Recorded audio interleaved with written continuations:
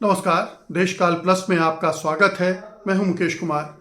दोस्तों, अब धीरे धीरे साफ होता जा रहा है कि दिल्ली में जो बम ब्लास्ट हुआ है वो कोई साधारण ब्लास्ट नहीं था। वो किसी सिलेंडर के फटने से ब्लास्ट नहीं हुआ था, बल्कि ये एक आतंकवादी घटना थी। हालांकि अभी तक सरकार ने स्पष्ट नहीं किया है, कोई घोषणा नहीं हुई है, कोई इस तरह की जानकारी नहीं दी गई है कि ये आतंकवादी घटना थी, इसमें कोई बड़े विस्फोटक का इस्तेमाल किया था, या किसी आतंकवादी संगठन ने इसकी जिम्मेदारी भी नहीं ली है। कुछ सूत्र मिले हैं, कुछ घटनाएं हुई हैं, उनको जोड़कर एक अर्थ निकालने की कोशिश हो रही है। मसलन फरीदाबाद के जिस डॉक्टर के घर से विस्फोटक बरामद हुए थे और बड़ी तादाद में, बड़ी मात्रा में बरामद हुए थे, वो इस पूरे जो कहा जा रहा है कि फरीदाबाद मॉड्यूल उसके केंद्र में था और उसने ही ये ब्लास्ट किया होगा, पैनिक में आकर, ऐसा कहा जा रहा है। फिर इसके तार पुलवामा से भी जोड़े जा रहे हैं। जिस कार का इस्तेमाल इसमें हुआ है वो कहाँ से, किसने बेची, कैसे हुई, कैसे कहाँ तक पहुँची, और फिर वो जो उमर है उसका उसका इससे ताल्लुक था, उसने इस विस्फोट के लिए इस कार का कैसे इस्तेमाल किया। ये सब सारी चीज़ें अभी कयास के दायरे में हैं। अभी डीएनए टेस्ट नहीं हुआ है, अभी ये भी नहीं पता चला है। एनआईए जो खुफिया एजेंसियां हैं वो जांच कर रही हैं कि आखिरकार ये जो विस्फोट हुआ है तो कैसे हुआ है। लेकिन चूंकि इतने बड़े पैमाने का विस्फोट हुआ है जिसमें 9 लोगों की जानें गई हैं, कई कारें के परखचे उड़ गए हैं, तो अब ये माना जा रहा है कि ये साधारण बम विस्फोट नहीं है, ये आतंकवादी घटना है। अब सवाल यहाँ से खड़े होते हैं कि अगर ये आतंकवादी घटना है जैसा कि लग रहा है, तो फिर सरकार फंसती हुई नजर आ रही है। गृह मंत्री अमित शाह फंसते हुए नजर आ रहे हैं, उनकी लापरवाहियां सामने आ रही हैं या उनकी नाकामियां सामने आ रही हैं। हमारी सुरक्षा एजेंसियों की नाकामी सामने आ रही है कि एक बार फिर से हमारा जो सुरक्षा तंत्र है, जिसके बारे में ये सरकार बहुत दम भरती है, वो कितना वीक है, कितना कमज़ोर है, और उसमें आतंकवादी आसानी से सेंध लगा देते हैं। अगर दिल्ली एनसीआर में इतनी बड़ी तादाद में अमोनियम नाइट्रेट, जिसका इस्तेमाल विस्फोटक के रूप में किया जाता है, वो फरीदाबाद में मिलता है और उसके चंद घंटों बाद ये विस्फोट होता है, तो फिर ये चिंता का विषय बन ही जाता है। और ये प्रश्न भी खड़ा हो जाता है कि हमारी सुरक्षा एजेंसियां कितनी मुस्तैद हैं, हमारा जो सूचना तंत्र है सुरक्षा एजेंसियों का, वो कितना काम कर रहा है। ये एक बार फिर से कहा जाता है इंटेलिजेंस फेल्यूर जिसको कहते हैं। बार बार हर घटना के बाद ये सवाल उठता है कि हमारी सरकार सोती रहती है।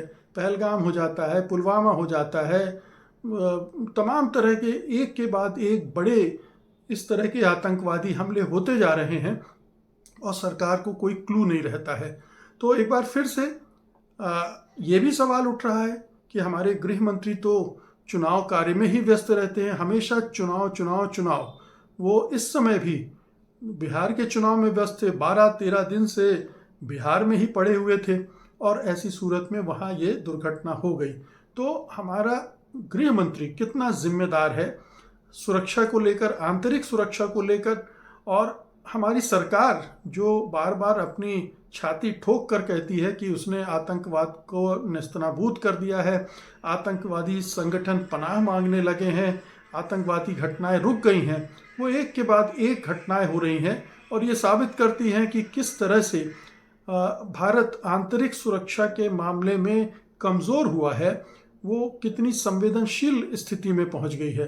तो ये तमाम चीज़ें हैं जो बताती हैं। और सबसे बड़ी बात यह है कि ये सरकार चूंकि ट्रांसपेरेंसी नहीं दिखाती है, इसलिए उस पर शक भी बढ़ता जाता है कि आखिरकार इस तरह की वारदातें चुनाव के समय क्यों होती हैं, चुनाव के आसपास क्यों होती हैं, और चुनाव में उनके इस्तेमाल की कोशिश क्यों की जाती है। तो ये शक सरकार पर भी जाता है। हालांकि इस तरह के शक करना उचित नहीं होगा, नहीं माना जाता है, लेकिन चूंकि इस सरकार का रवैया ऐसा रहा है, इस सरकार ने इस तरह की घटनाओं को जिस तरह से चुनाव में, राजनीति में भुनाने की कोशिश की है, इसलिए संयोग और प्रयोग की बात बार बार उठती रहती है। सवाल ये उठता है कि इन सवालों के जवाब कौन देगा और कब मिलेगा। ये राजनीतिक इस्तेमाल इसका सरकार न करे, इसकी गारंटी कौन देगा। इसकी गारंटी शायद इस सरकार से आप उम्मीद नहीं कर सकते, क्योंकि वो किसी भी तरह की जवाबदेही से भागती है, जवाबदेही के लिए तैयार नहीं होती है, और फिर कुछ अरसे बाद हम सब खामोश हो जाते हैं। जब हमें जवाब नहीं मिलते हैं तो हम मान लेते हैं कि ये सरकार ऐसी ही है, ऐसे ही चलेगी, ऐसे ही काम करेगी, और एक तरह की निराशा घर कर जाती है। तो सरकार न तो पारदर्शिता पर भरोसा करती है, ना ही जवाबदेही पर भरोसा करती है, और ना ही ये भारत की जनता को भरोसा दिलाने में कामयाब हो पाती है कि वो सचमुच में आंतरिक सुरक्षा को लेकर या बाह्य सुरक्षा को लेकर, दोनों को लेकर वो चिंतित है और उसके लिए पूरी शिद्दत से प्रयास कर रही है। अब देखिए कि ये जो हादसा हुआ है वो एक ऐसे इलाके में हुआ है जो हाई सिक्योरिटी जोन माना जाता है। बहुत ही संवेदनशील इलाका है लाल किले का। बार बार वहाँ इस तरह की घटनाएं होती रही हैं, ये कोई पहली बार नहीं है। और इसलिए माना जाता है कि ऐसी जगहों पर कोई अगर विस्फोटक लेकर जाता है, गाड़ी 3 घंटे पार्किंग में खड़ी रहती है, फिर निकलती है और फिर ये विस्फोट हो जाता है। तो ये तमाम चीज़ें हैं जो शंकाएं पैदा करती हैं।